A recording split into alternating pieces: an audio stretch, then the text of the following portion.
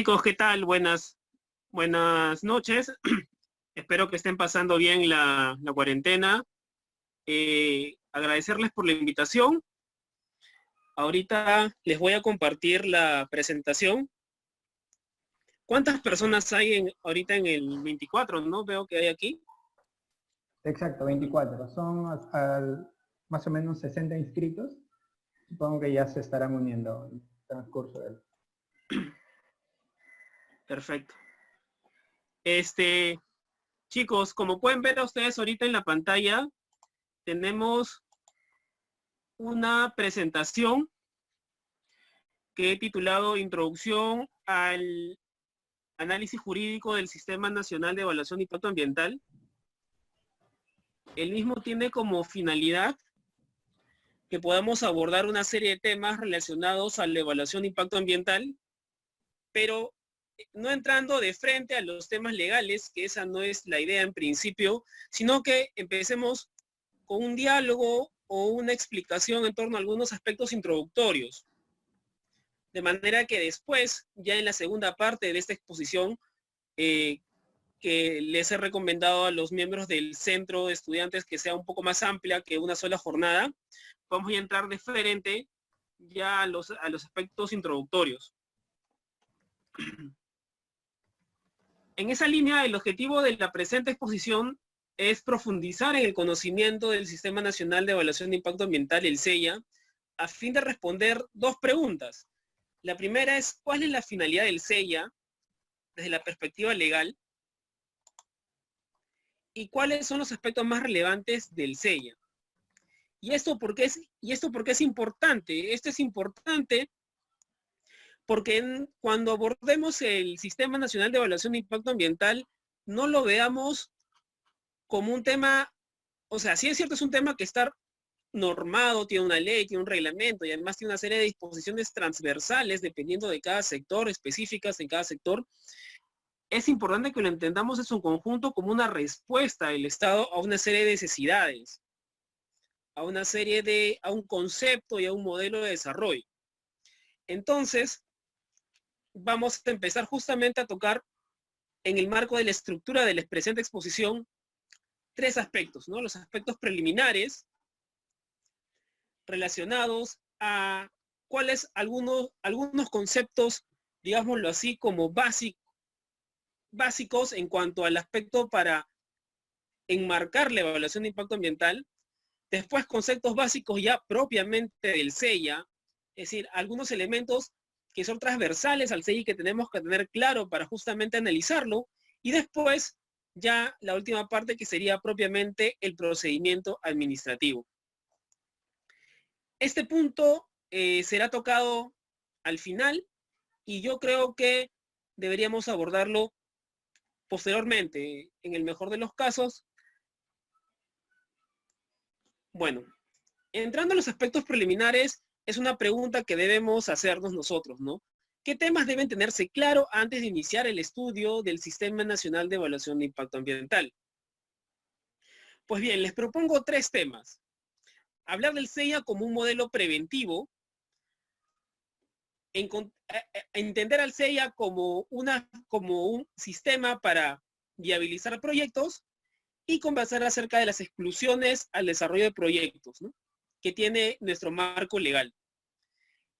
En esa línea, ¿qué entendemos al SEIA como un modelo preventivo? Para entender al SEIA como un modelo preventivo, y eso lo dice su nombre, evidentemente, estamos hablando de proyectos, es decir, de ideas. El SEIA no se aplica a actividades en curso, y eso es algo que muchas veces causa bastante confusión cuando empezamos a notar que hay una serie de regulaciones en torno al Sistema Nacional de Evaluación de Impacto Ambiental que lo que hacen es regular aspectos de la evaluación de impacto ambiental que podríamos decirlo están relacionadas más a actividades en curso. Por ejemplo, haciendo un paréntesis, hace unos meses salió una modificación del reglamento de cierre de minas que justamente contenía un régimen legal especial para la adecuación de actividades de las actividades mineras.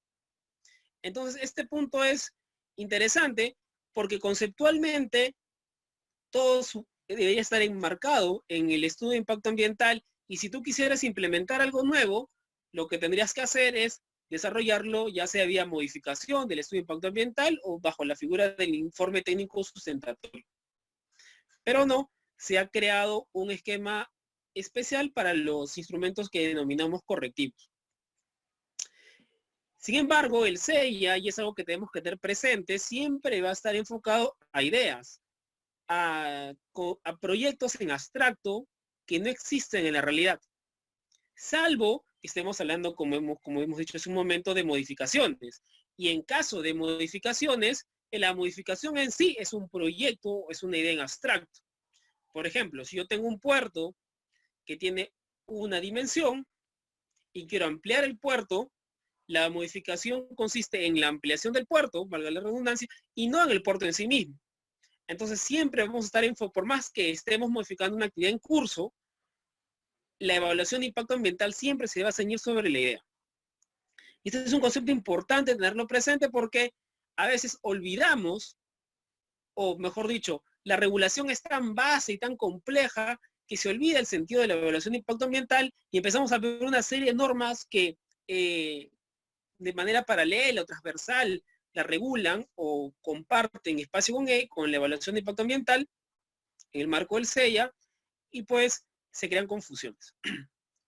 El segundo punto es de alguna forma intentar derrumbar un mito, y ustedes lo sabrán o lo habrán escuchado tanto como yo seguramente. Se dice que la evaluación de impacto ambiental es una traba. La evaluación de impacto ambiental lo que genera es dificultades para el desarrollo de proyectos de inversión, cuando en realidad es todo lo contrario. Si somos conscientes de nuestro modelo de desarrollo está, ¿cómo lo digo? Está enfocado justamente al aprovechamiento de nuestros recursos naturales. La actividad minera, la actividad hidrocarburífera, el desarrollo de proyectos eléctricos o de infraestructura también. Todo está de alguna manera u otra relacionado al aprovechamiento de recursos naturales. Pero ¿qué es lo que busca la evaluación de impacto ambiental? Que ese aprovechamiento sea sostenible, que ese aprovechamiento sea adecuado y de alguna otra manera garantice justamente el concepto de desarrollo sostenible, ¿no? El aspecto social, económico y ambiental. Entonces, bajo nuestro enfoque y nuestro modelo de desarrollo, la evaluación de impacto ambiental no se opone a los proyectos. Lo que busca es regular y canalizar la vía bajo las cuales eso se tiene que dar correctamente. Si ustedes revisan el artículo 2 de la ley del SEIA, encontrarán que justamente es un sistema que está pensado en viabilizar los proyectos de inversión. Aquí quisiera un momento detenerme y hablar de otro artículo que es el 56.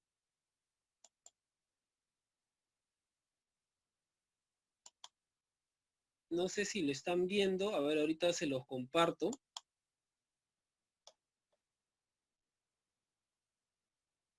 Julio, ¿les compartiste la presentación? Ahorita se lo voy a enviar. Hay un grupo de WhatsApp, se lo voy a enviar. Ahí está, estoy descargando. Sí, de repente para que lo vean allí. Perfecto. A ver, les voy a compartir un ratito acá. Lo voy a subir también aquí al chat. Acá en el chat puedo juntar archivos, así que lo voy a subir acá para que lo puedan ver. Bacán. A ver, déjame ver, compartir.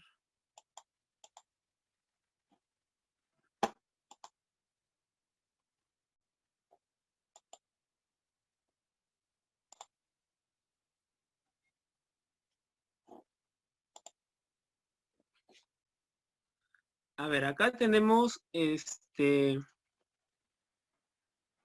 repente para que se vea mejor.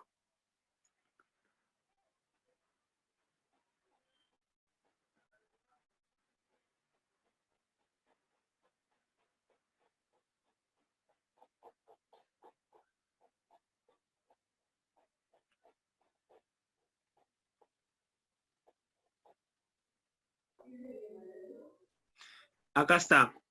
La resolución, el artículo 56 del reglamento de la ley del SEIA dice: Si como resultado de la revisión y evaluación del expediente administrativo del estudio de impacto ambiental se advirtiera que el estudio de impacto ambiental no ha considerado los términos de referencia aprobados o que potenciales impactos ambientales negativos derivados del proyecto podrían tener efectos no aceptables u otro aspecto relevante que se identifique, la autoridad competente debe emitir una resolución desaprobatoria que será notificada al titular. ¿Y por qué es importante que conozcamos y analicemos este artículo en específico? Y acá se los resalto. Porque justamente lo que ustedes pueden ver en este artículo es un ejemplo claro de por qué el Estado no concibe en el marco de la evaluación de impacto ambiental, en principio, desaprobar los proyectos. La idea del sistema es empujar los proyectos a que garanticen una sostenibilidad ambiental. Inversiones sostenibles, justamente, ese era el término que se acuñó durante el gobierno anterior. Y ustedes pueden ver que básicamente tenemos 3 supuestos bajo los cuales se desaprobaría un estudio de impacto ambiental. El primer supuesto es que se advierta que no se consideran los términos de referencia aprobados, lo cual sería bastante descabellado, porque pues lo que tendrías es una consultora ambiental muy mala, muy pobre, que no ha visto el índice, el contenido mínimo que debe tener el instrumento de gestión ambiental y que se da desde la primera etapa justamente de desarrollo del proceso de clasificación incluso del estudio de impacto ambiental o la aprobación de TR. Entonces estamos hablando de una etapa bien inicial. Sería un poco difícil pensar que se les pase. El segundo es justamente ya el aspecto técnico que de alguna forma vamos a encontrar siempre en todo proceso de evaluación de impacto ambiental. Que los potenciales impactos ambientales negativos derivados del proyecto puedan o podrían tener efectos no aceptables. ¿Qué es no aceptable? Y eso es un debate muy interesante.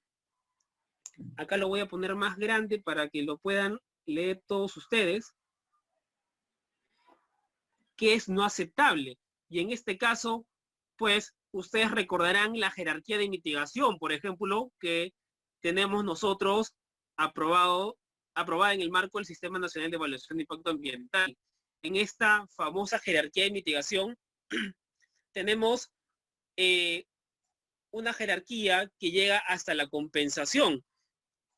Recordarán ustedes que cuando un impacto no se puede mitigar, no se puede prevenir, no se puede corregir, es decir, se tiene que sí o sí perder este componente del ambiente, digámoslo así, podría ser una laguna, podría ser un bofedal, podría ser un humedal quizás, podría ser un componente del ambiente importante, podría ser incluso hasta un bosque primario, siendo un poco exagerados. ¿Qué es lo que te dice la jerarquía de mitigación? Tienes que tú devolverle o compensar con un ecosistema similar al que se está perdiendo. Una cuestión media aritmética que es mucho más compleja, pero a lo que quiero llegar con este ejemplo es que nuevamente el esquema está pensado en dar alternativas, soluciones para que justamente el proyecto aún así vaya para adelante. Entonces, claro, la complejidad está en relación al debate técnico que hay respecto de la medida que se plantea para justamente hacer eficiente la evaluación de impacto ambiental. ¿Y esto por qué? Y esto finalmente es dinero, porque una medida de compensación es mucho más cara que una medida de corrección, o una medida de prevención, o hasta una de mitigación. Compensar ecosistemas o pequeños ecosistemas, dependiendo del tipo de proyecto, es mucho más caro. Pero a veces, para que salga el proyecto adelante, es decir, para que el proyecto prospere, para que se pueda aprobar, definitivamente, si es que no tienes ese nivel de detalle, no se va a poder lograr. Entonces, quisiera que esa idea quede bien clara en todos nosotros. El sistema no está pensado en digámoslo así, en trabar las inversiones. El sistema está pensado en darle salidas y alternativas a los titulares para que justamente se puedan aprobar los proyectos. Y quisiera compartir con ustedes otro ejemplo también normativo que sustenta esto que les digo. Dejo de compartir esta imagen.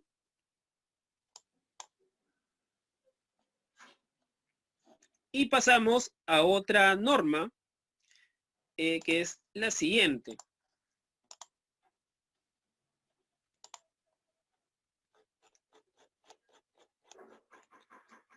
A ver, un ratito.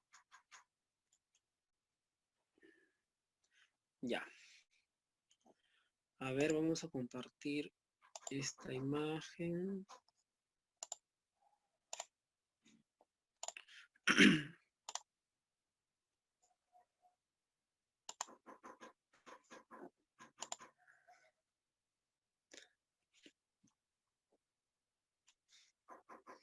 A ver, todos la pueden ver. Es el artículo 35 del reglamento.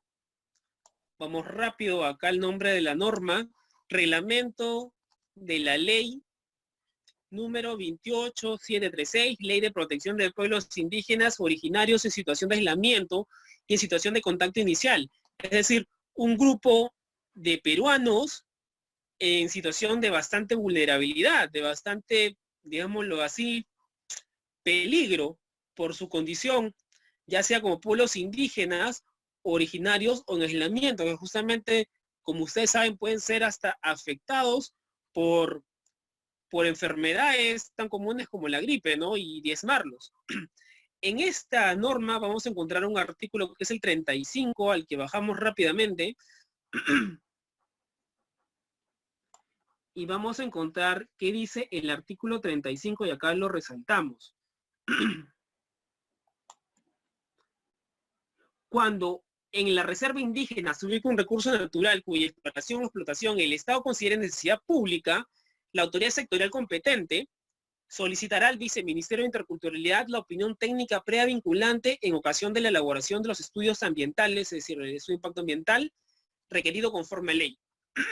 La opinión técnica será aprobada por resolución viceministerial y deberá contener las recomendaciones o observaciones que correspondan. ¿Por qué es importante? Como ustedes pueden ver, incluso ante un esquema tan trascendente como podría ser la protección de estos pueblos indígenas o no contactados, el marco legal le da una salida al titular del proyecto y le dice, oye, mira, se puede, siempre y cuando tengas la opinión técnica previa vinculante, favorable, de la autoridad competente, en este caso el Viceministerio de Interculturalidad. Dice la última parte, corresponde al viceministerio adoptar o coordinar las medidas necesarias con los sectores del régimen transitorial de protección a fin de garantizar los derechos del pueblo del aislamiento con acto inicial. Es decir, que no se pierdan, no se vean afectados, no se diezmen. Pero nuevamente, ¿qué quiero demostrar con este ejemplo? Que el esquema no está pensado en ser una traba. Sí es cierto, es exigente en algunos puntos y de alguna forma tiene un nivel de exigibilidad que para algunos administrados puede resultar, digámoslo así, quizás complejo. Pero a la larga, y viéndolo en perspectiva, es mentira aquellas afirmaciones en las que se señala que el Sistema Nacional de Evaluación de Impacto Ambiental, pues lo que busca es generar una traba en la inversión. Ahora, volvamos a la presentación. Perdón. Y acá encontrarán nuevamente otro tema que es fundamental que ustedes conozcan relacionados a la evaluación de impacto ambiental y sobre todo el desarrollo de proyectos de inversión. En estricto, las zonas excluidas de proyectos en las que no se puede desarrollar actividades económicas son muy pocas, muy pocas. Y justamente es por eso que el Estado o el territorio peruano es un territorio que en general sí podría ser objeto en su gran mayoría de desarrollos de iniciativas privadas relacionadas a proyectos mineros, hidrocarburíferos, de infraestructura, etc. Sin embargo, pues sí, tenemos algunas limitaciones legales, por ejemplo, en las zonas donde hay patrimonio arqueológico. Nadie podría hacer el Sacsayhuamán, pues, un proyecto de inversión, ¿no? Salvo que esté relacionado con temas de fortalecimiento del tema, los temas arqueológicos o los temas culturales. Pero el patrimonio arqueológico es una zona donde esté identificado, no se puede realizar. Ahora, claro, eso es en los centros arqueológicos que ya están reconocidos como tales. Pero claro, también está la otra excepción de que si tú encuentras un proyecto, tienes un proyecto, ya se encuentra en el marco del desarrollo del proyecto, haces las intervenciones arqueológicas y encuentras restos, pues lo que toca es, no detienes el proyecto, retiras, haces la intervención arqueológica, retiras los restos arqueológicos y continúas con tu proyecto.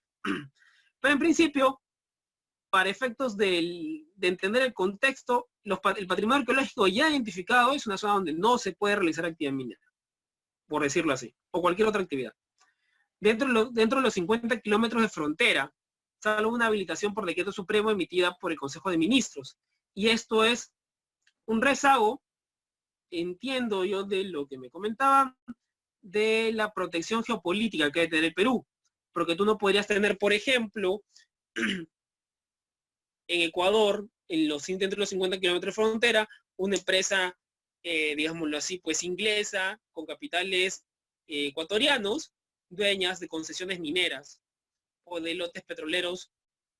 ¿Por qué? Porque por seguridad nacional no sería adecuado. Igual, este mismo caso aplicaría ya sea para Puno o para Tacna relacionados con Chile. Por ejemplo, imaginen empresas chilenas de cobre o de lo que fueren, ubicadas dentro de los 50 kilómetros de frontera, utilizando territorio nacional. Entonces, por un tema de seguridad nacional y de geopolítica, se excluye las actividades de extranjeros dentro de los 50 kilómetros de frontera. Pero hay una salvedad que por decreto supremo, mediante un procedimiento ante el Ministerio de Defensa, se puede eventualmente otorgar ese tipo de facilidades.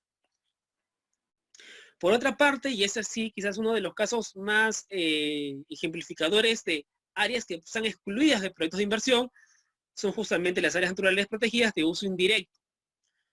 Ustedes sabrán pues que tenemos 3 tipos de áreas naturales protegidas de uso indirecto: los parques nacionales, los santuarios históricos y los santuarios nacionales.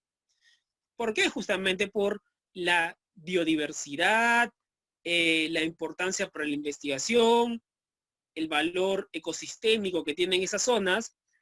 La ley y el reglamento del Sistema Nacional de Áreas Protegidas por el Estado prohíbe que justamente se desarrollen aquí el aprovechamiento de recursos naturales y solamente habilita a ciertas actividades bastante puntuales. Entonces, en principio, las excepciones para el desarrollo de proyectos de inversión son puntuales y limitadas.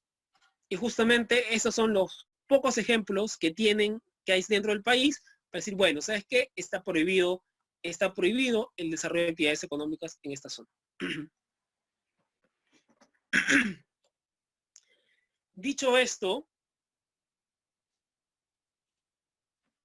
ya. A ver, un ratito. Voy a ver el chat. Acabo de ver que hay una pregunta.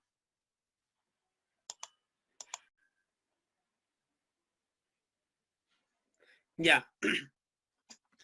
Bueno, cuando me refiero a que no se puede aprovechar recursos por seguridad nacional, no es que no se puedan aprovechar recursos, no se pueden desarrollar proyectos de inversión en general. ¿A qué me refiero? Por ejemplo, tú sabes que Tacna tiene zonas comerciales que están al sur. Entonces, si una empresa inversionista chilena, por ejemplo, quisiera comprar varias hectáreas al sur de Tacna, justamente cerca de la zona limítrofe, por la Zofra Tacna, por ejemplo, digámoslo así, para desarrollar un proyecto de almacenes, para poder ahí guardar arroz, guardar productos, lo que fuere. Por el hecho de ser extranjero, en principio no puede. Los extranjeros tienen prohibido adquirir o realizar actividades económicas dentro de los 50 kilómetros de frontera. O sea, no es tanto por el tema de los recursos naturales per se, es en general por cualquier actividad económica la que está proscrita. Y está proscrita por temas de seguridad nacional, porque bajo la lógica que nosotros podríamos tener, pues podría ser peligroso para la seguridad nacional que intereses extranjeros tengan algunas actividades económicas dentro de este espacio geográfico. Ahora, esto no quiere decir que esté prohibido per se. Como dije, mediante decreto supremo, como está establecido en la presentación, se puede eventualmente sí otorgar una autorización para que se ejecute esta actividad dentro de estos 50 kilómetros de frontera.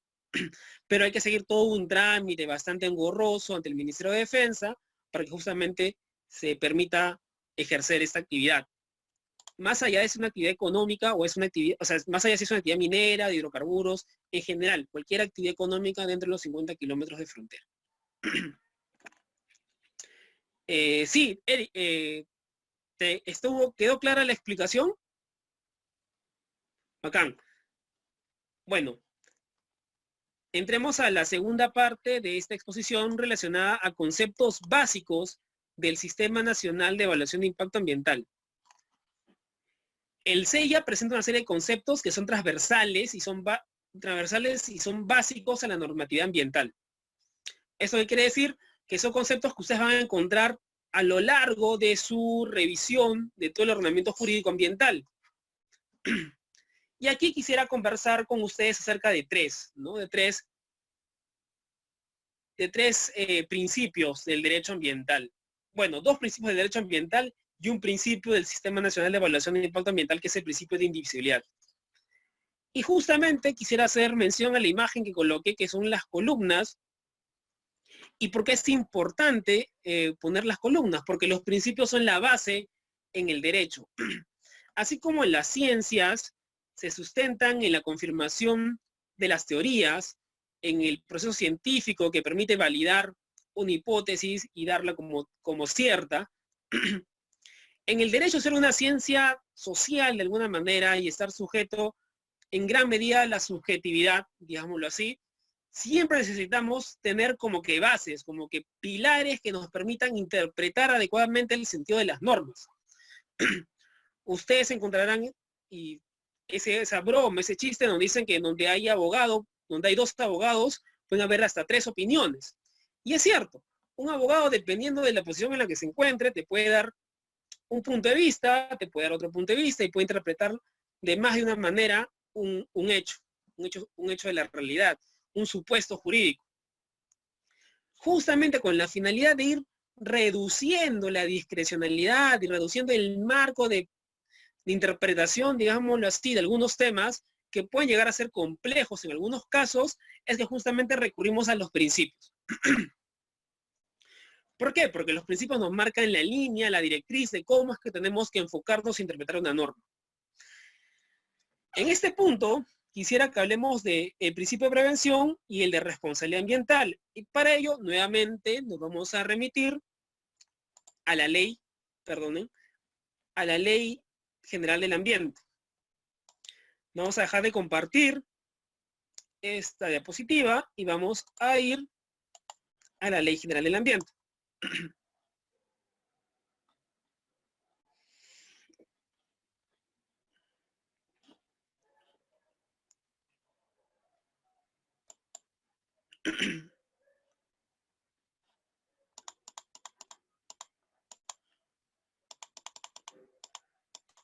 A ver, ya.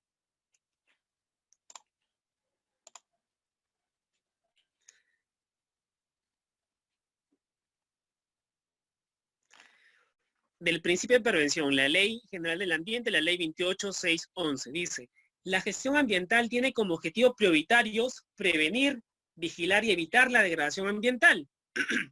Cuando no sea posible eliminar las causas que la generan, se adoptan las medidas de mitigación, recuperación, restauración, eventual compensación que corresponde. ¿Por qué es importante esto? Justamente nos habla o nos resume el sentido de alguna manera de la evaluación de impacto ambiental. Como os dije en un primer momento, la evaluación de impacto ambiental, que ese es un sistema preventivo, que lo que busca, evitar la degradación ambiental. Y también vigilar cuando ya damos paso al tema de lo que es la supervisión y la fiscalización. Pero esencialmente es prevenir, ¿no? Con la finalidad de evitar. Y cuando no sea posible, eliminar las causas que la generan. Se adoptarán las medidas de mitigación, recuperación, restauración, eventual compensación. La jerarquía de mitigación de la que hemos conversado hace un rato. Como pueden notarlo ustedes acá. Entonces, cuando nos toque interpretar las disposiciones del Sistema Nacional de Evaluación de Impacto Ambiental, debemos siempre, en caso tengamos dudas o debates en torno a esto, los abogados lo que hacen es remitirse a los principios. Ahora, ustedes dirán, yo como ingeniero ambiental, ¿qué me interesa conocer los principios? Es muy importante que ustedes conozcan los principios. No necesariamente para que los interpreten en toda su complejidad que puedan llegar a tener, pero sí como ese mínimo o como ese detalle, ese elemento mínimo del derecho que ustedes como ingenieros tienen que saber por cultura general. Básicamente eso. Es obvio que ustedes no se tienen que leer toda la ley del CEIA, todo el reglamento y conocerse todos los reglamentos sectoriales. De hecho, ni siquiera los abogados que estamos metidos en esos temas lo conocemos.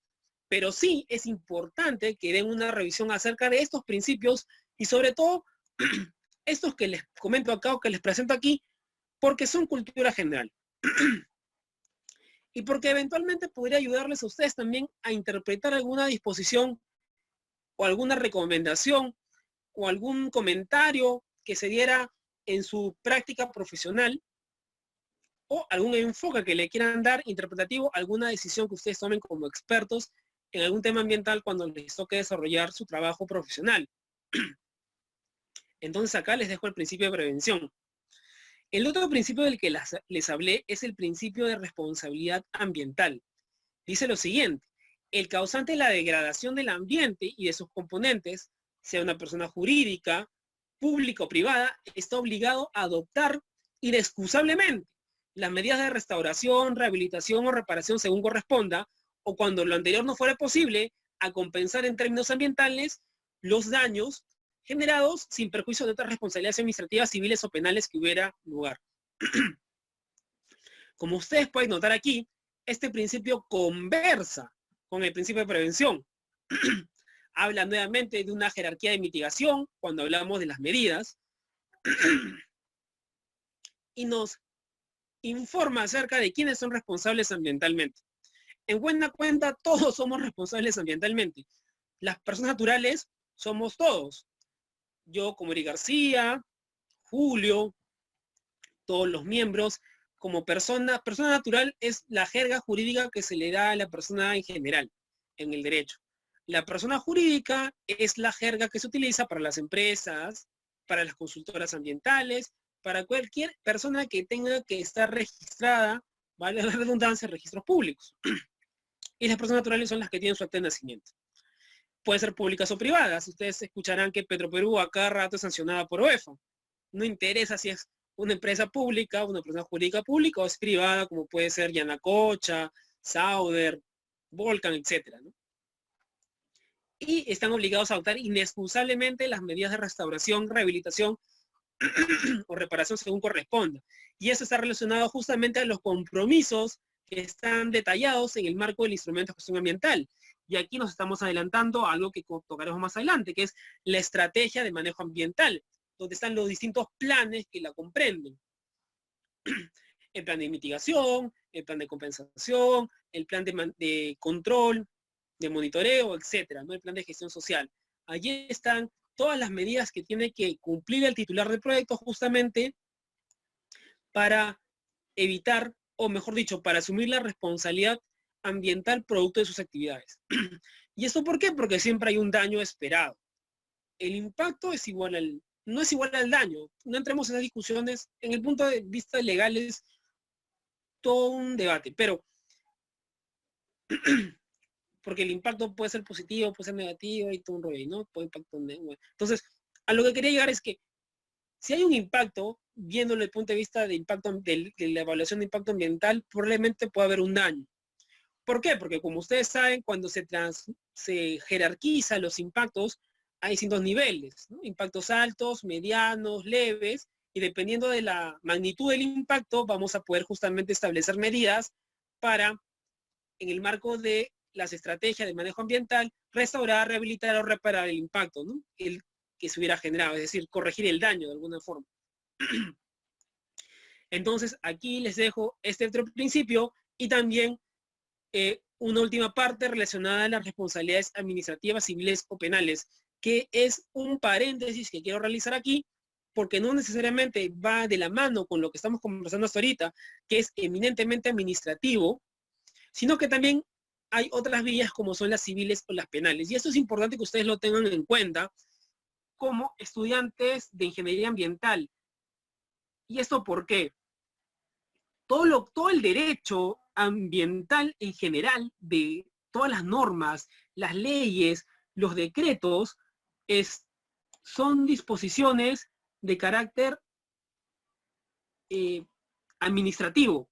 Y cuando hablamos de carácter administrativo, hablamos de relación entre el Estado como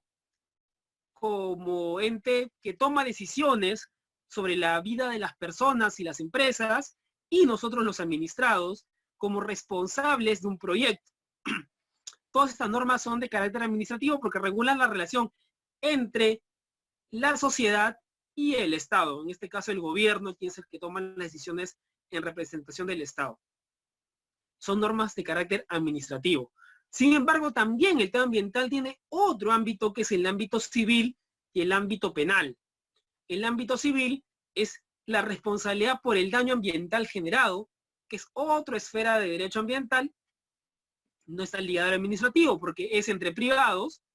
Por ejemplo, le hago un ejemplo muy puntual. Ustedes habrán escuchado esa noticia de este APU que vino de Holanda, que estaba con coronavirus, que lo detectaron y está aislado ahorita en Tarapoto. Este señor se fue a Holanda a denunciar a una empresa, no sé si petrolera o eléctrica, justamente por los daños ambientales que le habían perjudicado a él y a su pueblo.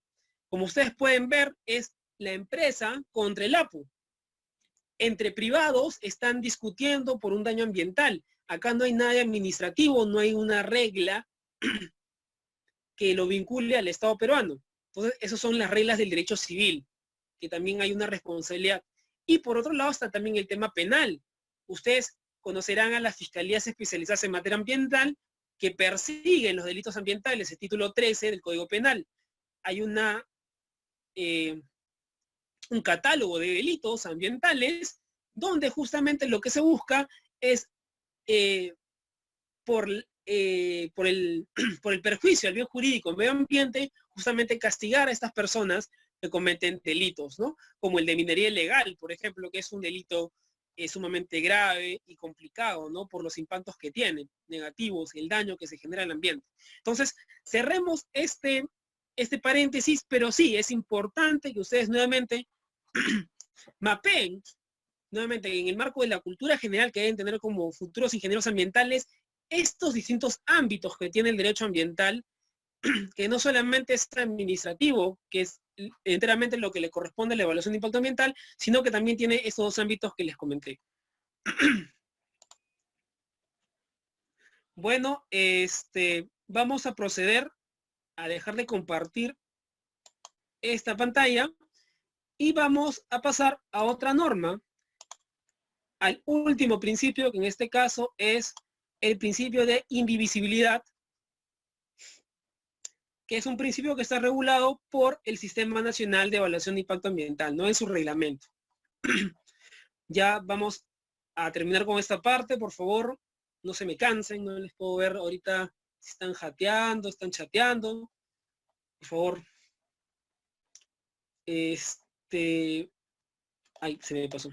Yo acá emocionado. Me parece que hay una pequeña pregunta en el Sí, chat, no sé ahorita si la contesto. Déjame encontrar el principio y contestamos la pregunta. Acá está. Ya, a ver.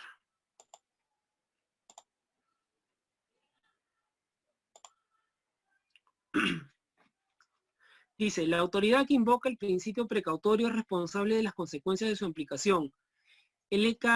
Esto quiere decir que puede haber un mal uso del principio o qué podría significar? Eric, gracias por tu pregunta, pero tu pregunta me lleva a que para que nos contextualicemos, recordemos qué implica el principio precautorio. Es muy interesante tu pregunta, la agradezco. Vamos a ver ahorita, hay que leer el principio precautorio para que todos estemos conectados con el alcance de tu pregunta, que es muy buena.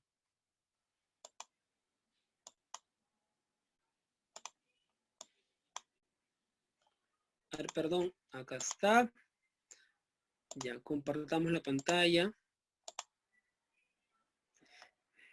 ¿Qué dice? Cuando haya peligro de daño grave o irreversible, la falta de certeza absoluta no puede utilizarse como razón para postergar la adopción de medidas eficaces y eficientes para impedir la degradación del ambiente.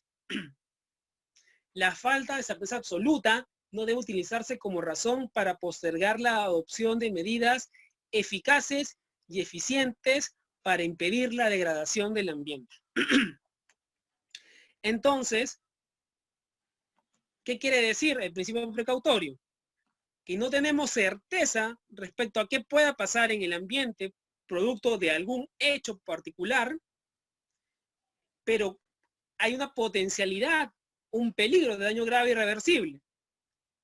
Sabemos que puede pasar, no estamos seguros de cuánto, porque no hay una certeza absoluta. En algunos casos se habla de certeza científica, pero no debemos postergar la adopción de medidas eficaces y eficientes para impedir la degradación del ambiente. Es decir, no estamos seguros, pero hay un peligro latente y grave. Todos los hechos nos demuestran que el riesgo es alto. No hay certeza, pero ante este riesgo alto tenemos que tomar medidas eficaces y eficientes. Y en este contexto viene la pregunta muy interesante de Eric, donde nos dice, la autoridad que invoca el principio precautorio es responsable de las consecuencias de su aplicación. Esto quiere decir que puede haber algún mal uso de este principio o que podría significar. Hay que ponerlo, por ejemplo, en contexto. Ustedes recordarán, y creo que esto se resuelve mejor con casos. Se salió una ley de moratoria de los transgénicos. Por ejemplo, ¿no? Entonces, ¿qué decía la ley de moratoria de transgénicos? Dentro de los próximos 10 años, si mal no me equivoco, está prohibido el ingreso de transgénicos al mercado nacional peruano, hasta que los estudios justamente permitan delimitar o advertir efectivamente si estos transgénicos son o no, afectan o no la biodiversidad. Porque justamente habían estudios que señalaban que el ingreso de transgénicos afectaba la biodiversidad de las especies nativas. Entonces, si es cierto, no se enunció el principio precautorio, eventualmente podríamos decir que en el marco del mismo, bueno, no sé si, ahora que le soy franco, no recuerdo, no sé, no recuerdo haber, no tengo en la cabeza exactamente el texto de la ley, y si el mismo se sustenta en el principio precautorio, para serles sinceros, pero el sentido de la ley es evidentemente precautorio. Es decir, en esa época no se sabía ciencia cierta, los estudios no eran contundentes en el sentido de si los transgénicos afectaban la biodiversidad de las especies, pero se tomó una decisión y efectivamente se aplicó la moratoria. La pregunta es, y un poco respondiendo a tu pregunta, el tema es, y respondiendo a tu pregunta, ¿qué pasaba si 2 años después salió un estudio científico validado por todas las universidades o centros de investigación del mundo, o las más prestigiosas, que digan pues que para ciertas especies, como la papa nativa, por decirlo así, por poner un ejemplo, los transgénicos de papa no afectaban a los mismos? Se había hecho estudios, se había demostrado que efectivamente podría ser que la empresa podría denunciar al Estado, en este caso a través del y decir, ¿saben qué, señor? Ustedes me han perjudicado económicamente porque ustedes impidieron mi ingreso al Estado, mi ingreso al país, mi libertad económica, porque justamente su ley, la ley fue una inaplicación no responsable de la ley. Entonces, perdón, se podría haber aplicado ese tipo de medidas. Eventualmente no ha pasado, pero es una forma de ver que hay cierto nivel de riesgo, porque lo dice efectivamente el principio precautorio, falta de certeza absoluta. Es verdad, pero ante los hechos y ante el riesgo alto, las medidas que se deben adoptar tienen que ser contundentes y eficaces.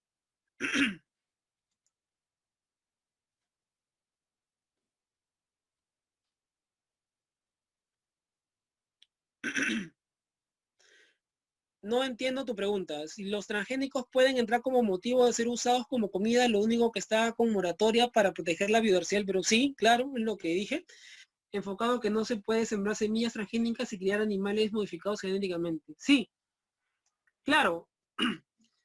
A ver, con mi ejemplo lo que trato es de poner en contexto tu pregunta.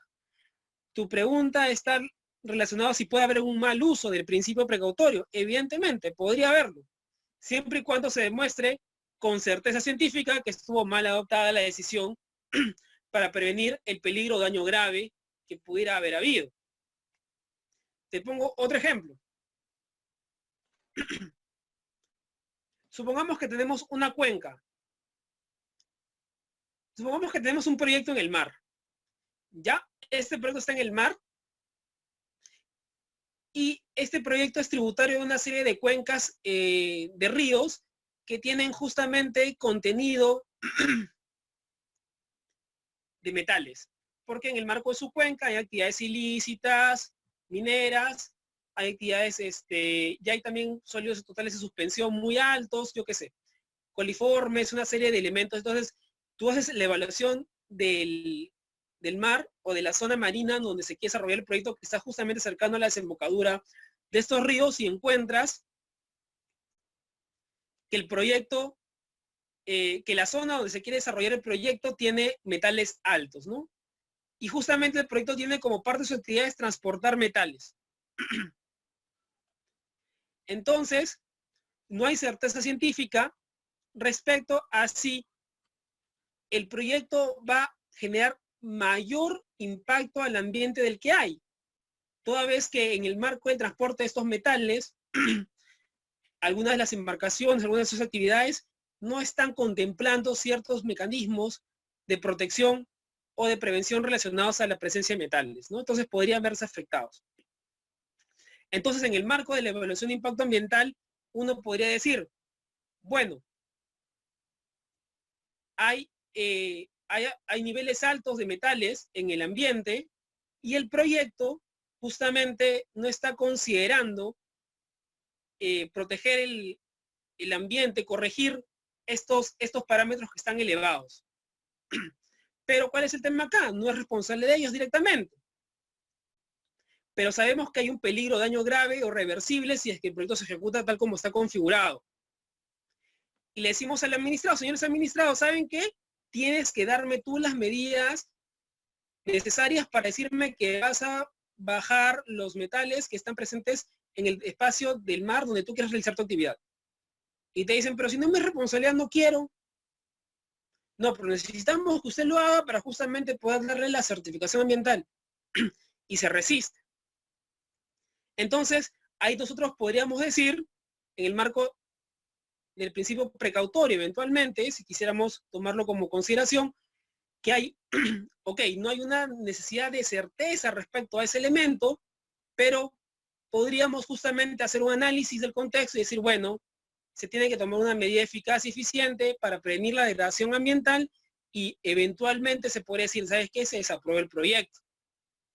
Pero claro, ¿qué pasaría si después se demuestra que efectivamente la responsabilidad siempre sí era de tales empresas y se las identifica y se demuestra de que el titular tiene unas muestras que determinan que el análisis que ellos presentaron sí era el correcto y la responsabilidad era de un tercero que estaba cerca en la cuenca? Entonces no era responsabilidad del administrado. ¿Qué podrían decirte? Que aplicaste inadecuadamente el principio. ¿Por qué? Porque no tomaste todas las consideraciones adecuadas y eres responsable. Entonces tú administrativamente podrías ser sujeto de una sanción o de la medida administrativa o judicial que el administrado, en este caso la empresa, quiera tomar contra ti como responsable del proyecto. No sé si me dejo entender. El principio precautorio está muy enfocado a casos en específico, ¿no? Son muy de casuística. Y en el Perú no hemos tenido lamentablemente muchas ganas de aplicarlo, a diferencia de, por ejemplo, la jurisprudencia colombiana, por ejemplo, donde ahí sí hemos visto, y de hecho yo tuve un caso así cuando en un curso que llevé, donde justamente por el transporte de concentrados que generaban, pues, no había un adecuado manejo de concentrados en el puerto y que afectaba a una serie de poblaciones que estaban cerca, la empresa, la sala constitucional, creo, o el Tribunal Constitucional colombiano, creo que dispuso en el marco de principio precautorio, toda vez que no habían estudios claros respecto al tema de cómo afectaba el concentrado a la salud de las personas, porque estaban relativamente lejanas a ellos, pero igual sí se dijo, ¿saben qué? Ustedes tienen que tomar ciertas medidas que sean eficaces y eficientes. ¿Por qué? Porque hay posiblemente un impacto o un daño grave en la salud de las personas producto de su actividad. Y si es cierto, no hay una certeza científica entre la relación entre la salud o el deterioro de la salud de las personas con sus actividades, sí es necesario en este caso que ustedes adopten medidas en el marco del principio precautorio. Entonces, sí, pues, el caso por caso nos va a llevar justamente a analizar este principio. Ya. Ok, Eric, gracias. Gracias por tu pregunta. Disculpen por habernos extendido acá, pero estuvo muy interesante y nos permite justamente abrir el debate a una serie de temas que, si es cierto, no están relacionados específicamente con la evaluación de impacto ambiental, o sea, directamente, pero en todo el mundo ambiental, todo el tema ambiental es muy transversal, entonces siempre hay un punto de conexión en estos aspectos. A ver, vamos a dejar de compartir este principio y vamos justamente al que estábamos conversando hace un momento, ¿no? El cual quería compartir con ustedes, que es el de acá.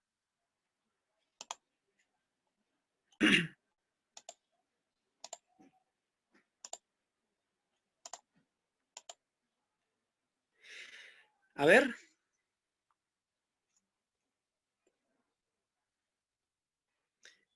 Lo pueden ver, es el principio de indivisibilidad.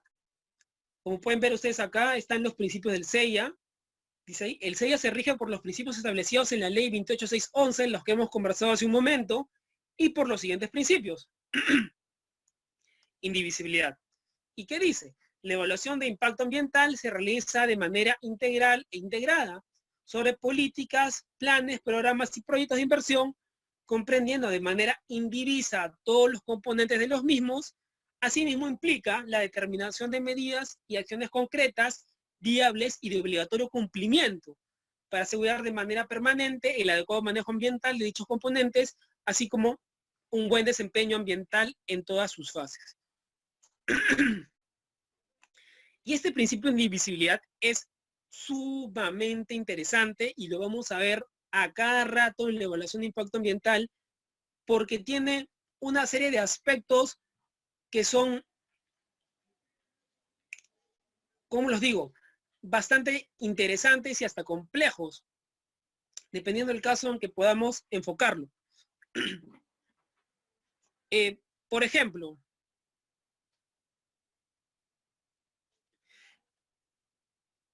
a ver, vamos a introducirnos con un ejemplo muy interesante. Ustedes recordarán, ustedes sabrán, por ejemplo, que ahorita se encuentra en evaluación la modernización del terminal portuario General San Martín en la reserva de Paracas. ¿Sí? Este terminal portuario fue originalmente, el estudio de impacto ambiental originalmente fue aprobado por el Ministerio de Transportes y Comunicaciones, el MTC, el EIA. Y el EIA tuvo una complejidad, que los componentes, había un componente muy, digámoslo así, delicado, muy complejo de evaluar, que era el almacén de concentrados. Toda vez que la evaluación de impacto ambiental tuvo una serie de complicaciones, entonces se adoptó una decisión y ellos se desistieron del almacén de concentrados, de manera tal que obtuvieron la certificación ambiental del proyecto sin contar con el almacén de concentrados. Unos años después, ya ante el SENACE, presentaron la otra parte de la modernización e incorporaron el almacén de concentrados. Si nosotros fuéramos estrictos en la evaluación de impacto ambiental, podríamos decir de que esa segunda posibilidad debería estar legalmente proscrita. ¿Por qué? Porque si revisamos, como dice el principio de indivisibilidad, la evaluación de impacto ambiental se realiza de manera integral e integrada sobre los proyectos de inversión, comprendiendo de manera indivisa todos los componentes de los mismos. La modernización del terminal portuario de San Martín tiene como eje central transportar concentrado de minerales. Entonces, el transporte concentrado de minerales no debería evaluarse de manera indivisa del resto del proyecto. Pero como lamentablemente en ese contexto también el sector transportes no estaba adecuado al CEIA, y bueno, se facilitó ese trámite o esa interpretación vulnerando el principio de indivisibilidad, se consideró la evaluación del almacén de concentrados como un componente aparte. Entonces ya la falla viene desde el sector, desde el Ministerio de Transportes. Pero conceptualmente, como ustedes pueden ver, si tú tienes un proyecto cuyo eje central es este componente, tú no podrías aceptar que después se desistan para que lo presenten aparte. Porque lo que estás haciendo es caer en ese famoso término que nosotros conocemos como fraccionamiento de impactos o fraccionamiento del proyecto. Estás limitando la descripción del proyecto para que se evalúe de manera independiente y el aspecto más complicado, más difícil de tramitar o que causa, digámoslo así, más resistencia, se tramita posteriormente de manera que los impactos y el análisis de los mismos ya no tengan que hacerse en conjunto con el resto de componentes. Entonces es muy interesante ver, por ejemplo, cómo en este caso del terminal portuario General San Martín se ha fraccionado un proyecto.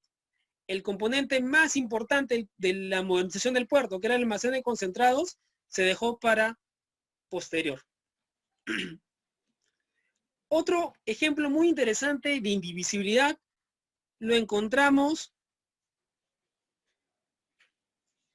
por ejemplo, con el caso de Las Bambas. Ustedes recordarán que originalmente el proyecto minero Las Bambas contemplaba justamente un mineroducto para sacar desde el campamento hasta Arequipa, ¿no? Un mineroducto que llevara los concentrados minerales. Pero después justamente de estos cambios de titulares que dejó el proyecto, lo dejó Extrata y pasó a una empresa china, justamente pues el mineroducto dejó de ser rentable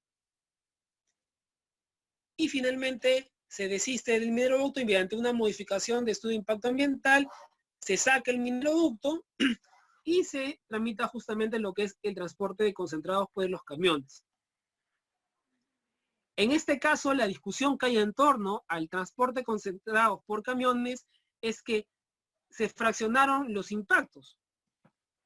¿Y esto por qué? Porque justamente tú, a perder un componente, tendrías que haber reemplazado todos los compromisos sociales o los impactos que se evitaban producto del mineroducto y reconocerlos en el marco del transporte de concentrados. Entonces, acá se quebró también la indivisibilidad, porque en el marco de la modificación, justamente no analizaste todo lo que implicaba retirar el mineroducto y los compromisos sociales que tú tenías en el marco del mineroducto y pasarlos justamente al transporte de concentrados vía camiones. Es más, es interesante analizar el caso de Las Bambas porque, por ejemplo, ellos tienen un ITS donde amplían el depósito de almacén de concentrados. Y lo amplían, y no tengo el dato exacto ahorita en la cabeza, pero lo amplían en un volumen bastante mayor, por decirlo así. En el ley original le aprobaban un volumen como que por 20 y después vía ITS lo amplían como por 80 y después lo vuelven a ampliar. Entonces, la pregunta que surgía era, si tú querías ampliar el almacén de concentrados, ¿no estás ampliando también otros componentes? Porque si yo voy a guardar y voy a acumular mayor concentrado mineral, es porque voy a procesar más, es porque voy a extraer más, es porque voy a de repente ampliar mi actividad minera en cuanto al tajo, en cuanto al procesamiento.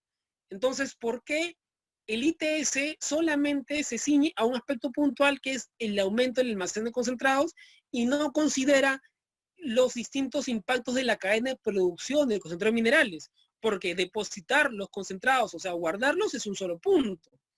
Pero todo el proceso para que tú tengas ese nivel de almacén donde quintuplicas o sextuplicas el volumen de espacio para el concentrado, para guardar el mismo, es porque estás ampliando el resto de tu cadena productiva.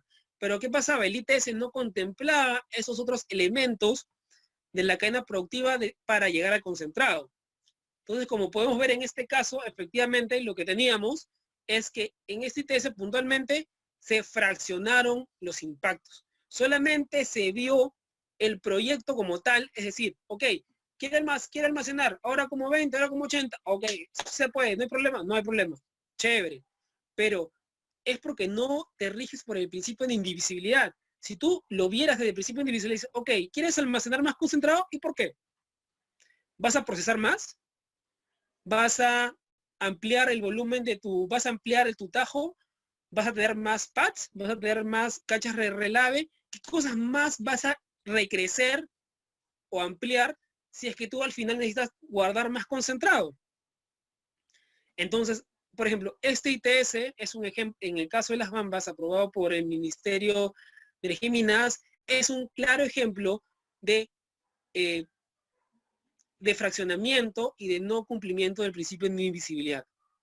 Actualmente en SENACE, y es un poco ya para concluir con el tema de la indivisibilidad, lo que se busca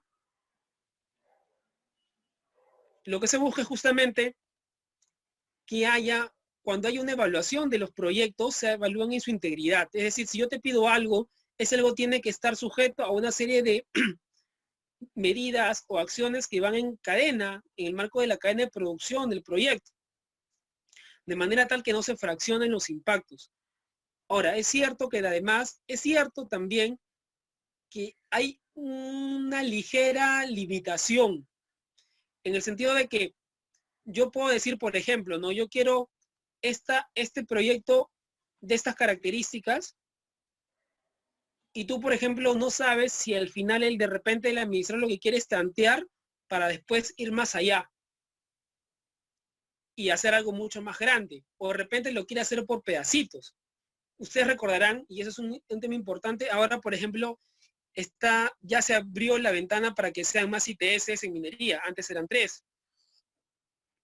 Entonces, claro, tú presentas un ITS, presentas otro ITS, presentas otro ITS, y por puchitos, por pedacitos, tú vas presentando distintos proyectitos que en su conjunto, si tú los vieras en globo todos, en conjunto, generan impactos, podrían ser hasta significativos. Pero claro, fraccionas, los vas presentando por partes, y claro, los impactos son no significativos porque estás fraccionando, estás dividiendo en partes un proyecto, cuando la idea es que tú los agrupes en su totalidad. Y es por eso es que es importantísimo que el evaluador conozca el detalle y la naturaleza de la actividad, de manera tal de que advierta, oye, tú me quieres meter la rata, tú presentas esto, pero eso no tiene sentido si tú no tienes esto y aquello. Todo en conjunto, señor, si no, no va. Eso es un poco la dinámica muy interesante que está relacionada al principio de indivisibilidad. Bueno, sigamos. A ver.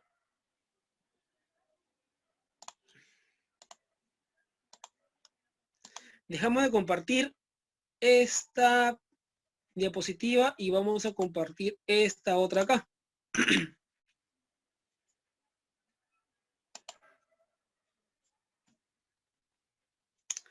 Otro concepto básico, transversal del Sistema Nacional de Evaluación de Impacto Ambiental son las autoridades ambientales competentes. Y bueno, no nos vamos a detener mucho acá porque ya ustedes lo conocen, es el Ministerio del Ambiente, ente rector del Sistema Nacional de Evaluación de Impacto Ambiental, pero que a su vez tiene en el marco del Sistema Nacional de Gestión Ambiental, el ministerio es el ente rector del SEIA, pero también tiene, digámoslo así, brazos ejecutores o responsables. En este caso tenemos en primer lugar al SENACE como un ente adscrito al Ministerio del Ambiente, responsable, como ustedes saben, de los estudios de impacto ambiental detallados, los de categoría 3, y vía clasificación de estudios ambientales también pueden otorgar la clasificación a los productos de categoría 1, si se aprueba el EVAP como categoría, como DIA, como declaración de impacto ambiental. Y tenemos a las autoridades sectoriales, ¿no? Que son los ministerios, y que es importante también que las tengamos presentes, porque a diferencia de SENACE, ellos sí pueden hacer normas. Y la importancia de hacer normas es muy importante. ¿Y esto por qué? Porque estas normas lo que a ti te dan es la potestad de regular la actividad de acuerdo a tu saber y entender. Claro, lo tienen que hacer con opinión del Ministerio del Ambiente, una opinión favorable a las disposiciones normativas que se emitan en el marco del SEIA. Pero es el ministerio quien tiene de alguna manera la sartén por el mango para establecer los supuestos y las disposiciones generales, o mejor dicho, específicas, que regulan su actividad. Un hecho que no tiene SENACE. Si es cierto, SENACE tiene la potestad de ejecutar las normas, no puede aprobarlas. Y ahí hay una discusión teórica muy interesante porque algunas personas, entre ellas yo cuando estaba en SENACE, considerábamos que sí había cierto margen para que SENACE aprobara ciertas disposiciones en el marco del SEIA. De hecho, el decreto legislativo 1394 nos autorizaba a que aprobáramos ciertas disposiciones relacionadas a la participación ciudadana y relacionadas a mejorar nuestro proceso de evaluación. Pero bueno, lamentablemente hay una interpretación más, digámoslo así, restringida, limitativa de los alcances de la potestad de SENACE, y bueno, no se la da todavía o no se la reconoce. Otro punto importante es que las autoridades sectoriales actualmente en el marco del SEIA evalúan los proyectos de categoría 1 y categoría 2 con clasificación anticipada. Y es algo de lo que hablaremos posteriormente cuando ya conversemos acerca de los procedimientos administrativos del Sistema Nacional de Evaluación de Impacto Ambiental. Y otro punto importante que tenemos que tener en cuenta es que SENACE también aprueba términos de referencia específicos, ¿no? Cuando no hay términos de referencia comunes. Como ustedes saben, los términos de referencia comunes es parte de esas normas que las autoridades sectoriales pueden aprobar justamente para guiar el proceso de elaboración de los estudios de impacto ambiental o los estudios ambientales dentro de su sector. Otro punto importante con el que ya quisiera concluir esta primera charla relacionada al Sistema Nacional de Evaluación de Impacto Ambiental es que no perdamos de vista la participación ciudadana. Si es cierto, ustedes son ingenieros ambientales y podrían decir por ahí que no tienen nada que ver con el tema social. En realidad, yo creo que un buen ingeniero ambiental, por su carácter multidisciplinario, tiene que conocer el detalle y saber conversar en los términos al menos básicos de los conceptos que lleva adelante la participación ciudadana.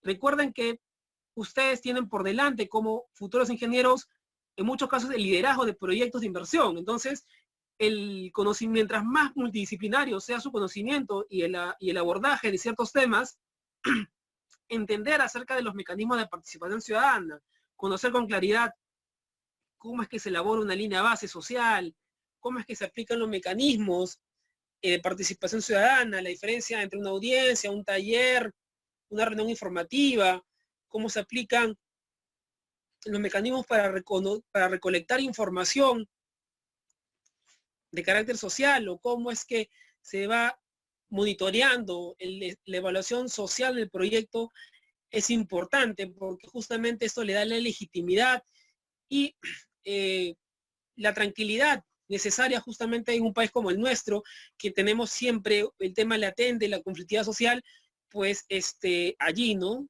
Perenne, siempre detrás. La participación ciudadana, como lo dice aquí la definición, es un proceso dinámico, flexible e inclusivo que justamente busca el diálogo y generar consensos. Entonces ustedes como ingenieros ambientales no dejen de lado este tema. De hecho, vamos a conversar un poco en la siguiente clase, en la siguiente oportunidad, acerca de cómo es que se aborda un poco la participación ciudadana, cuáles son los elementos de la participación ciudadana, los distintos mecanismos, cuáles son sus características, desde el punto de vista legal, evidentemente, pero los exhorto a que como parte de esos conceptos básicos ustedes también profundicen en esta materia. Bueno, nada, muchísimas gracias. Les dejo mi correo electrónico. Cualquier sugerencia o aportes, bienvenidos. Y nuevamente felicitarlos por la iniciativa y estoy dispuesto a escuchar y atender sus consultas. Ya, perfecto. Muchas gracias, Magíster Eric. Primero, agradecerle por su tiempo y por esa gran ponencia que nos ha dado. Bueno, hay algunas preguntas ahí por el chat, pero yo quería hacerle una pregunta. Iba acorde a lo que usted mencionaba, los términos de referencia. O sea, si bien cada sector ya tiene elaborado, bueno, la mayoría tiene elaborados sus términos de referencia, el SENACE podría, o sea, bajo un sector, por ejemplo, minería, ¿podría de repente incluir algún término de referencia adicional? O sea, o tratar de modificar algo así. ¿O no? Tendría que ligarse a esos términos de referencia ya estipulados. Ya. Ok, José. Perfecto. José, es interesante tu pregunta, ¿y esto por qué? Porque minería, a diferencia de otros sectores, reconoce, vamos a tratarlo de distintos puntos. Primero lo que dice la norma y después un poco lo que pasa en la realidad con respecto a los términos de referencia comunes. En este caso veremos primero los específicos. El artículo 28, si mal no me equivoco, del reglamento de ambiental minero, del decreto supremo 040, habla de la posibilidad de aprobar términos de referencia específicos para ciertos proyectos mineros. Y quisiera leerlos con ustedes porque es un artículo muy, muy, muy interesante.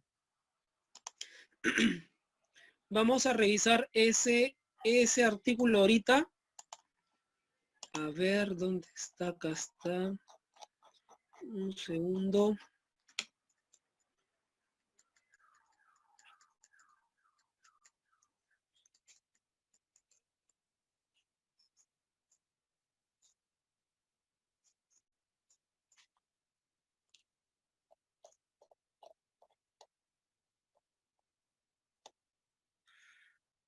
Ya, acá vamos a compartir este artículo que es muy interesante y agradezco tu pregunta porque me permite abordar este aspecto que es bastante interesante, la evaluación de impacto ambiental.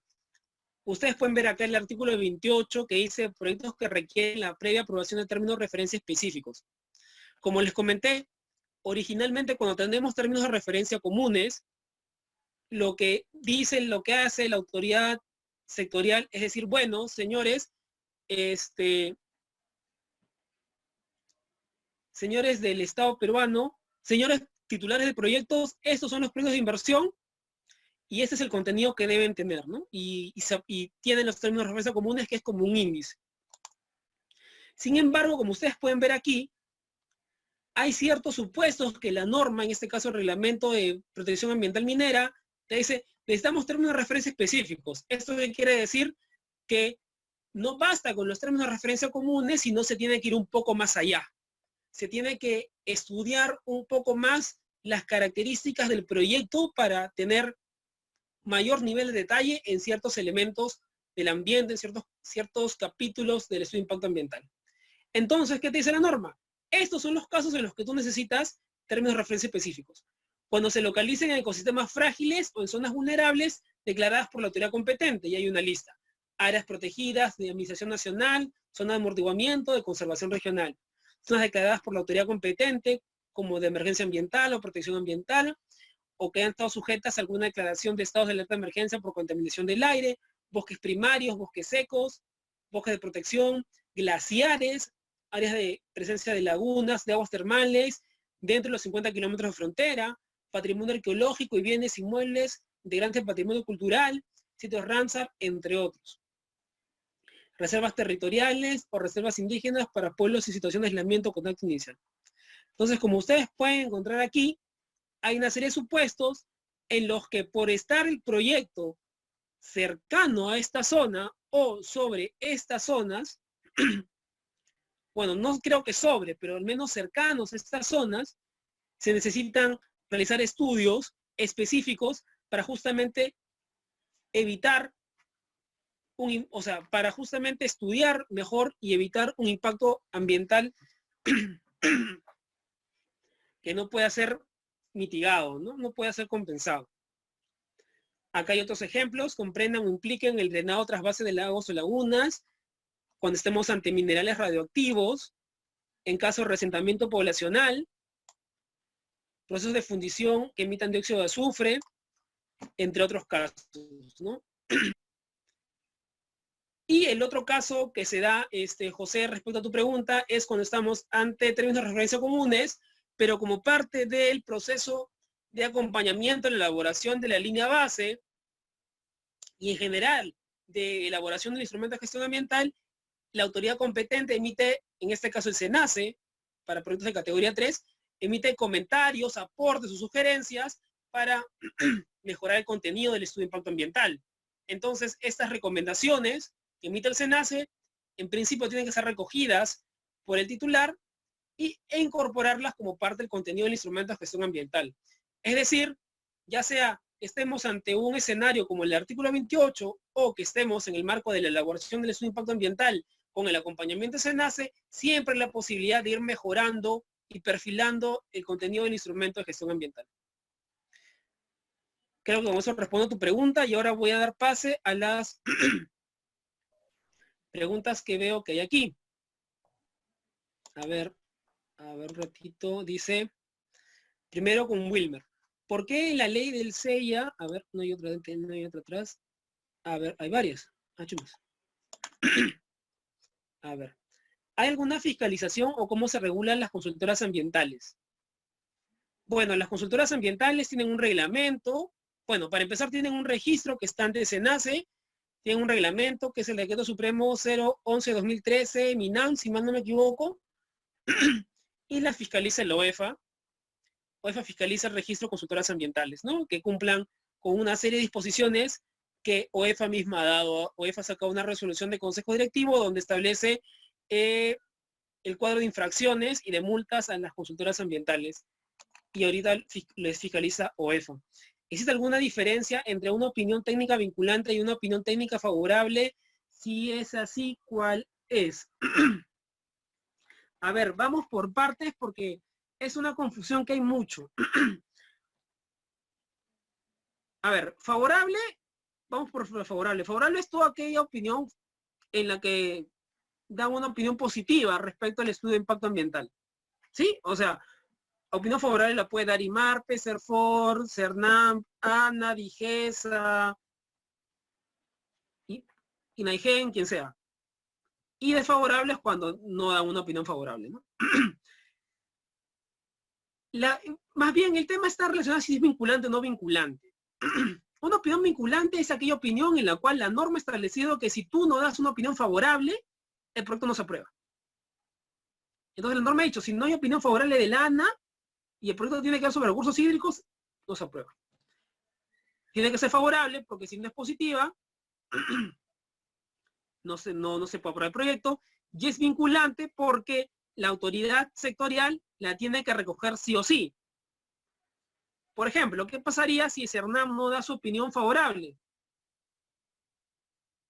Al ser vinculante, la autoridad sectorial no podría aprobar el estudio de impacto ambiental porque el CERNAM no ha dado la opinión favorable. O sea, favorable es simplemente que sea positiva o negativa.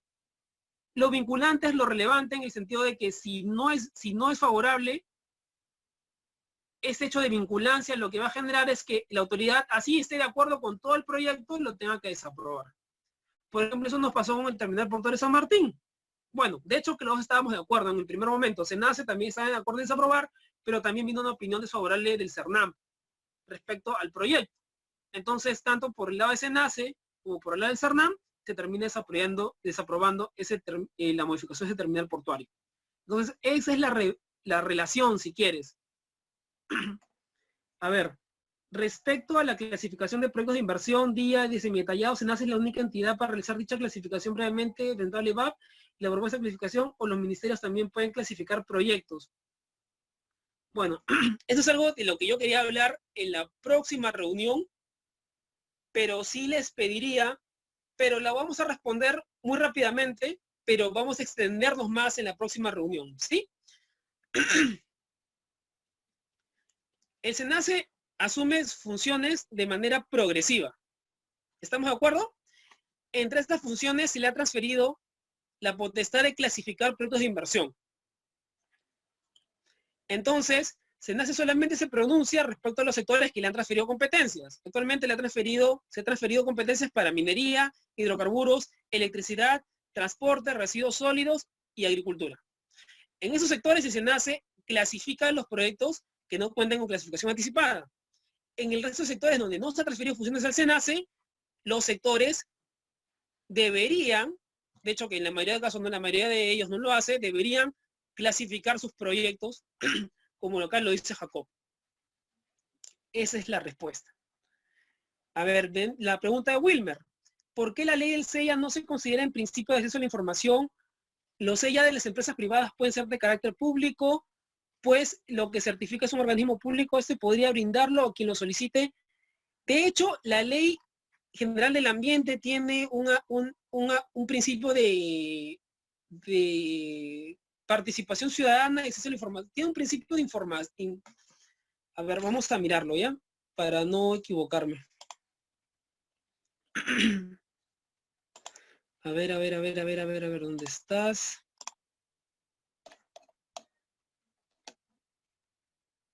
Acá está. Vamos a compartir.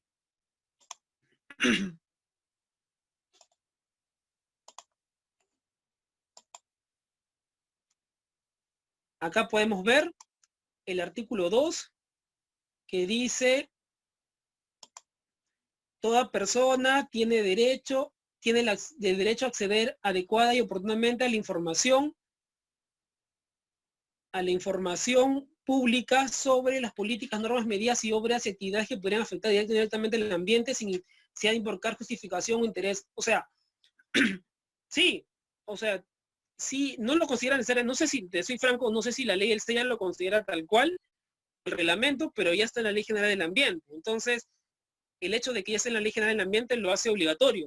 Es más, te invitaría a que revises el decreto supremo 002-2009 MINAM, ¿sí? El 002-2009 MINAM, que es el reglamento de acceso a la información pública ambiental, si más no me equivoco. Perdónenme, voy a buscarlo acá para no darte el dato exacto, el dato incorrecto.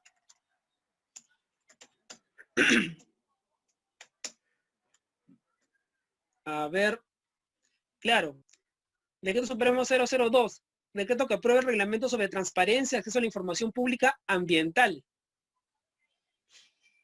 Ese es el reglamento que tú, que de alguna manera responde tu pregunta. O sea, sí, puede ser que la ley ya no la haya considerado, no sé, que soy franco, pero, o sea, tienes un decreto supremo que es el 002, acá lo puedes ver en pantalla, y también tienes la Ley General del Ambiente, como ya se los mostré.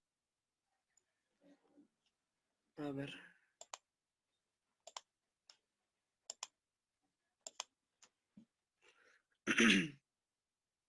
A ver, sigamos con las preguntas.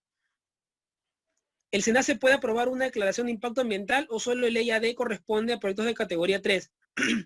Rosario, gracias por tu pregunta. Es algo que quisiera que profundicemos en la próxima reunión, pero como dije en un momento, nosotros tenemos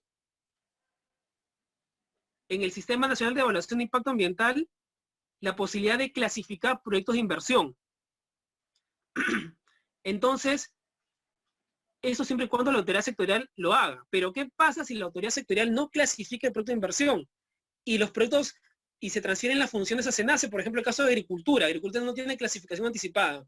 Entonces, el primer paso para tener una certificación ambiental es empezar por la clasificación. Entonces, el sector de agricultura, ¿qué tiene que hacer? Presentar los proyectos ante SENACE, pero no presenta de frente si es, lo presenta como día, semi-detallado, detallado, sino presenta un EVAP. Y el SENACE va a decir, bueno, como no tienes clasificación anticipada, yo voy a determinar, de acuerdo a las características de tu proyecto, si tú eres día, si eres semi-detallado o eres detallado. Y finalmente así se aprueba. Entonces, el SENACE, si es que te aprueba el EVAP como día, pues sí, te aprueba el EVAP como día, te está otorgando automáticamente la certificación ambiental. Entonces, el SENACE sí otorga certificaciones ambientales, pero bajo esa vía. O sea, no es que SENACE tenga la potestad de otorgar certificación ambiental a los productos de categoría 1. Es que el SENACE evalúa EVAPs. Y al evaluar EVAPs, si como consecuencia de la evaluación del EVAP se aprueba, pues toca clasificarla como tal, ¿no? Ahora, yo quisiera aprovechar tu pregunta y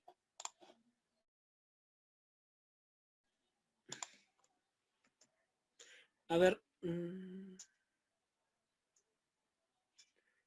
quisiera aprovechar tu pregunta y dejarles un dato aquí.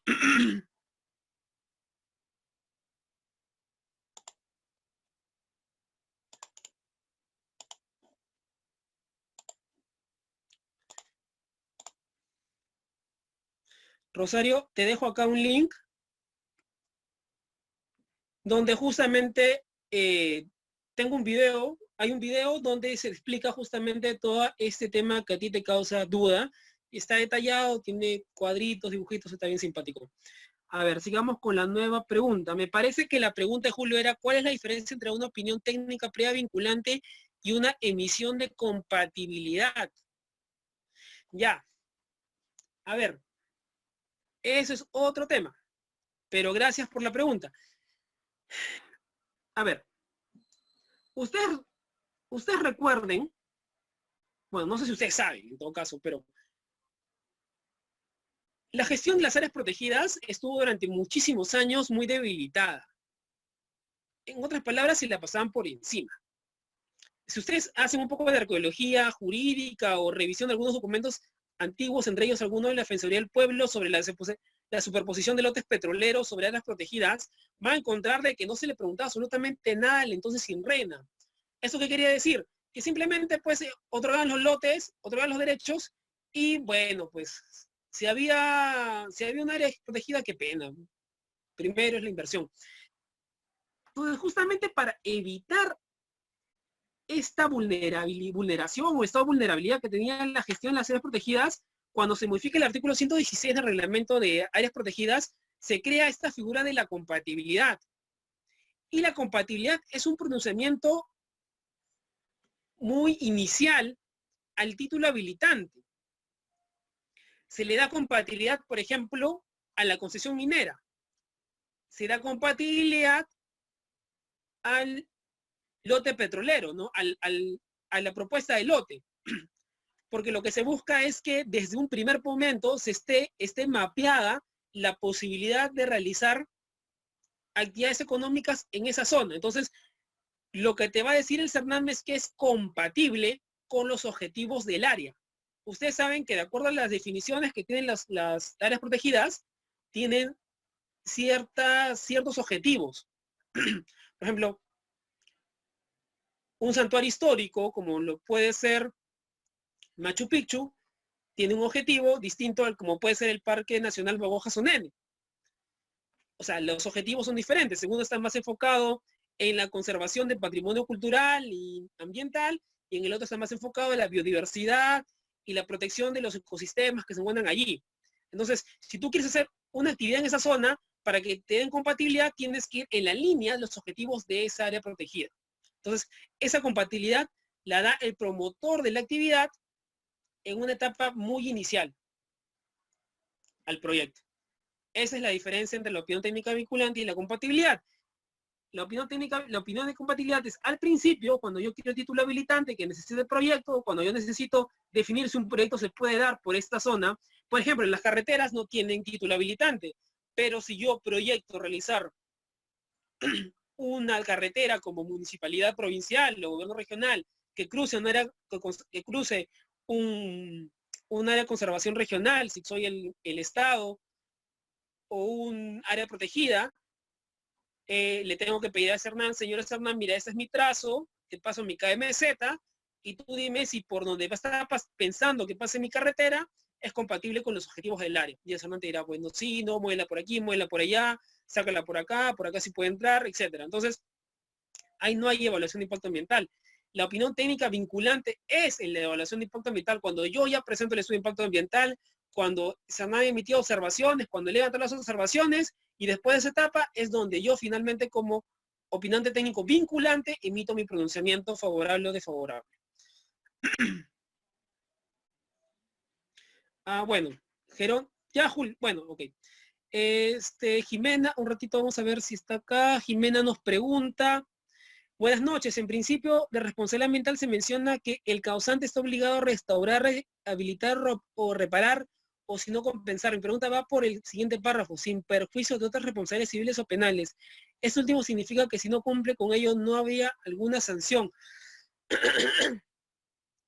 Jimena, gracias por tu pregunta y va un poco en la línea de los que les comenté. No sé si estuviste conectada cuando hice la explicación entre la diferencia, los diferentes ámbitos que hay en los diferentes ámbitos que hay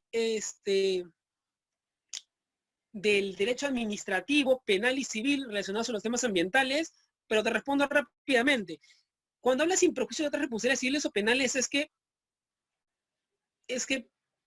por ejemplo, tú tienes un proyecto, a ver, te lo pongo de esta manera muy sencilla. Supongamos que yo soy un titular minero y tengo mi estudio de impacto ambiental que me autoriza a realizar una actividad en una zona.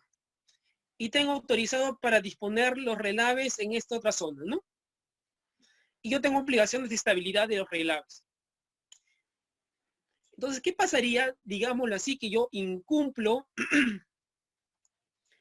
algunos de mis deberes de seguridad relacionados a la disposición de relaves y estos relaves caen al cuerpo de agua y contaminan el cuerpo de agua y este cuerpo de agua afecta no solamente el agua potable de la zona, sino que también afecta a los animales y a la gente le da cáncer y se mueren y hay toda una serie de causalidades relacionadas a este inadecuado incumplimiento de las normas de seguridad. Y evidentemente también ambientales, digámoslo así. Por los temas ambientales administrativos, sancionadores va a ir OEFA, ¿no? Por los temas de estabilidad relacionados al tema de seguridad va a ir Senermin, ¿sí? Pero ¿qué pasa con las personas que se ven afectadas en su vida, en su salud, producto de esta inadecuada, este daño que se produjo en el cuerpo de agua? Puede ser que OEFA lo sancione, le ponga su multa y la empresa pague. Puede ser que Senermin le ponga su multa y la empresa pague, pero esa es la responsabilidad de la empresa para con el Estado. ¿Qué pasa si efectivamente causó un perjuicio muy alto a esas personas? Entonces las personas no van a ir en la vía administrativa, porque la vía administrativa es entre el Estado, yo Estado, contigo empresa. Entonces, pero yo particular, ¿cómo hago para pedirle a la empresa que me pague? Para la empresa que de alguna manera, pues, digámoslo así, responda.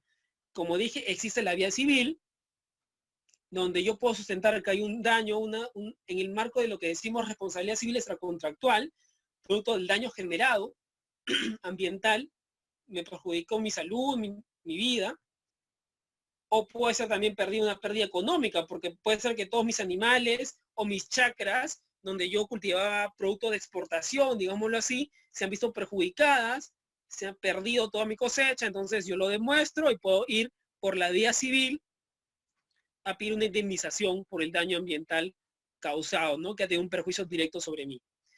En cambio, también tiene la vía penal. Por ejemplo, pues, el fiscal ambiental va y advierte que efectivamente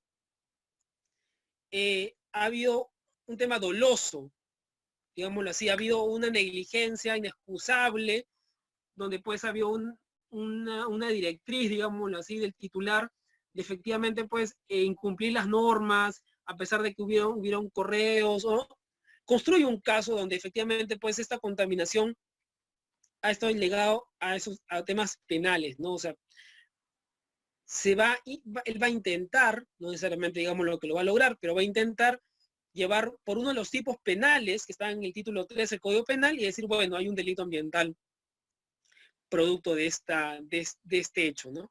Entonces, como dice tu referencia, ¿no? Está obligado a ejecutar todas estas medidas, restaurar, rehabilitar, reparar, sin perjuicio de que yo, agricultor, vaya y repita en la vía civil contra ti, empresa, o que el fiscal en la vía penal vaya y me quiera acusar por el daño cometido, ¿no? Por el daño ambiental causado. Es un poco la figura a la que hace referencia este caso.